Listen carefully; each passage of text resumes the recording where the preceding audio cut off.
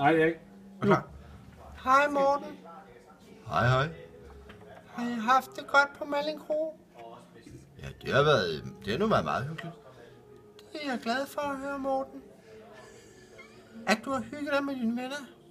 Ja, jeg kunne ikke gøre så meget andet, når jeg ikke har holdt fest for dem. Så er jeg jo glad for, at jeg kunne give dem en middag her hos dig. Jamen, det er jeg også glad for, Morten.